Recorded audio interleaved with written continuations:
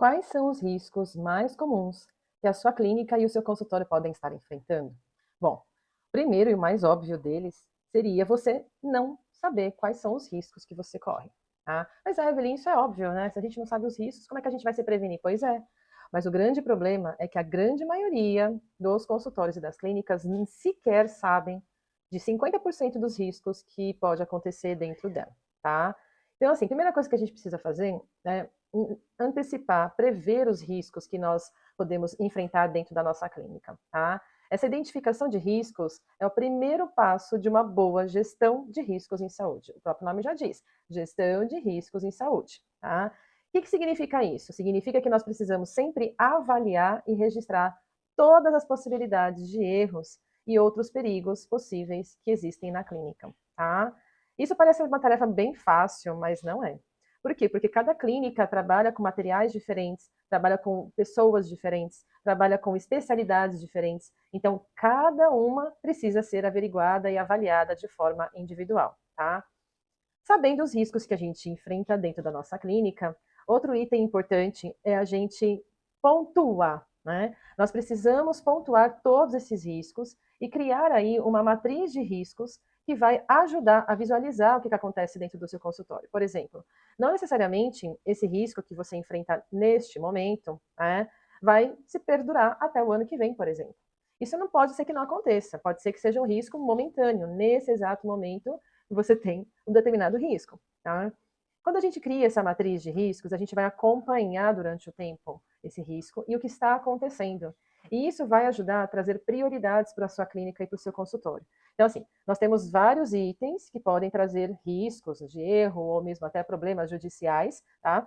Como é que a gente faz? A gente vai priorizar, porque não dá para fazer tudo ao mesmo tempo, né? O ideal seria fazer tudo ao mesmo tempo, já que não foi feito há anos. Você passou anos e anos e anos sem saber que isso sequer existe. Então, nós precisaríamos pontuar para depois a gente mensurar quais são os que a gente pode trabalhar nesse exato momento ou depois, tá? Nós vamos priorizar os riscos mais complicados, tá? Que podem te trazer um dano que seja financeiro, que seja profissional, que seja qualquer um deles, ético, legal até, né? E a gente priorizar e dar as ferramentas para que esse tipo de risco não continue, tá? E a gente acaba diminuindo esse impacto também, né? Não desenvolver políticas institucionais. Mas, Evelyn, eu trabalho aqui sozinho, no meu consultório só tem eu e mais duas pessoas, uma auxiliar e uma secretária, né? Mesmo assim, não é porque você está sozinho ou você está trabalhando com outras pessoas que você não vai ter riscos. Tá? Nós precisamos levantar aí todas as possibilidades. De repente, são riscos inerentes não só à especialidade que você atua, seja médica, seja odontológica, seja na fisioterapia, enfim, tá? Todo consultório e toda clínica tem os seus riscos, por isso que nós precisamos fazer esse gerenciamento, né? Então a gente precisa criar políticas internas, tá? Que seja só para você, ou que seja para quem trabalha com você, uma ou duas pessoas, ou não, uma clínica enorme, com 10 profissionais de saúde, mais um monte de trabalhadores do administrativo, também todos precisam estar cientes dessas políticas de gestão de risco, tá? Outro item, falha na análise de compliance dos fornecedores. Então, assim, Evelyn, o que é compliance? Vem do verbo to comply, que significa cumprir. Vamos supor que você compra, né, equipamentos e compra também serviços, paga por serviços de alguns profissionais que não são idôneos, que de repente vende medicamento falsificado, que de repente traz equipamentos roubados, né? Gente, isso é extremamente complicado. Quando você não tem nota fiscal, quando você não consegue adequar todas essas compras, esses trabalhos, esses fornecedores, né? Verificar se esses fornecedores também estão cumprindo as normativas, fica complicado. Tá? Então a gente precisa sim pedir documentação desses fornecedores e para eles poderem mostrar para a gente a idoneidade deles, tá? Não monitorar os riscos e indicadores de desempenho. Então, assim, a gente precisa não só observar que esses riscos estão lá naquele momento, naquele local, como também nós vamos acompanhar a melhoria, tá? Acompanhar o que está sendo feito de melhor. Por exemplo, ai, Evelyn, no meu consultório, na minha clínica, tem tanto acidente de trabalho, os meus funcionários toda hora escorregam, toda hora reclama que tropeçou no degrau, não sei das quantas, né? Gente, o que a gente pode fazer, será, para minimizar isso? Será que o problema está com os funcionários ou se o problema está com aquele degrau que não deveria estar lá? Ou ele está mal sinalizado? Tá? Porque se de repente acontece isso muito frequentemente com os seus funcionários, pode ser que esteja acontecendo também, um dia pode acontecer com seus pacientes. Imagina se o paciente machuca, né, muito, assim como os seus funcionários estão se machucando quando tropeça num degrau. Imagina o que isso, legalmente falando, pode levar. Não precisa nem falar aqui, né?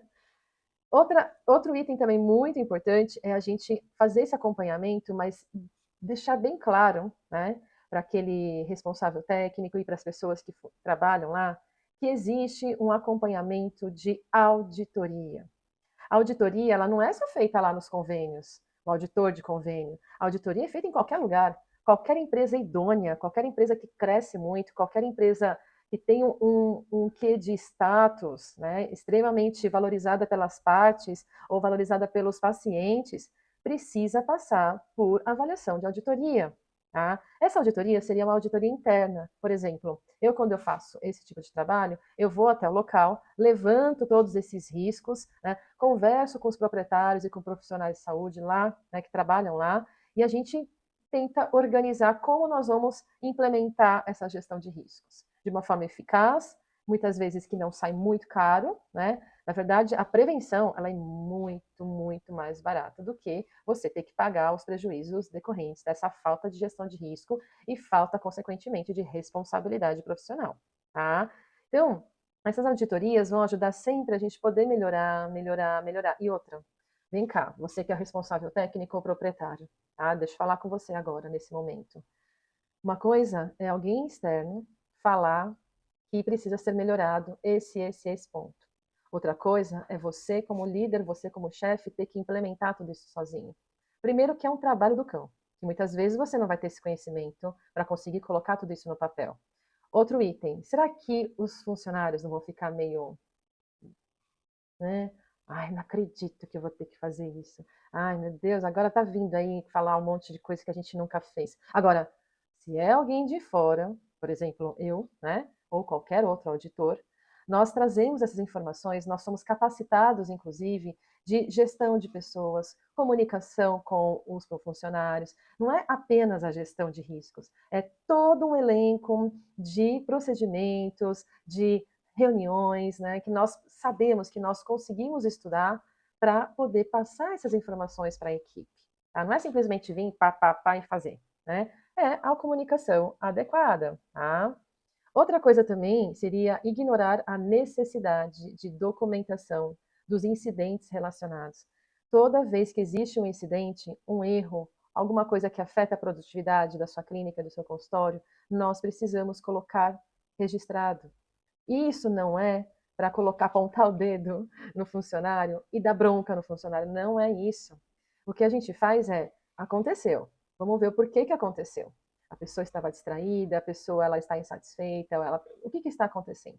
E não necessariamente vai ser o proprietário ou o responsável técnico que vai extrair essas informações. E sim, esse administrador externo que vai realizar a auditoria interna e a gestão de risco, que faz com que tudo isso acaba sendo colocado no papel e melhorado posteriormente, tá? Erros em relação ao atendimento ao paciente. Então, não preciso nem falar que é o mais complicado de todos, né? No momento que você é acionado juridicamente, acionado pelo seu conselho de classe, é o ó do borogodó, não preciso nem falar o medo, o receio, né, que os profissionais têm em relação a isso, tá? Então precisa sim tomar bastante cuidado para que esses erros odontológicos, erros médicos, erros da enfermagem, erro na fisioterapia não aconteça, tá? Erros de gestão. Bom, se a gente está falando de gestão de risco, né, obviamente a gente vai acabar observando muitos erros no gerenciamento, na gestão desse estabelecimento de saúde.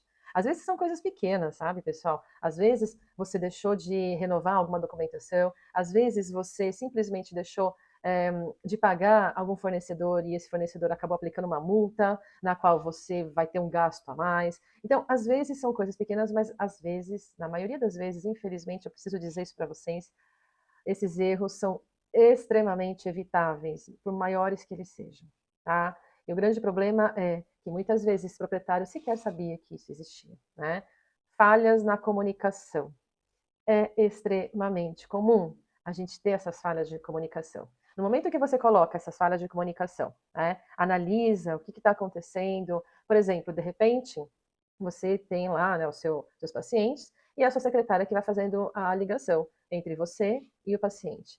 Aí ela começa a perguntar coisas para o paciente, né, que não é nem caso dela, não é nem cirurgia dela. Gente, primeiro, uma coisa bem clara, secretária é só para passar informação e te ajudar nessa passagem.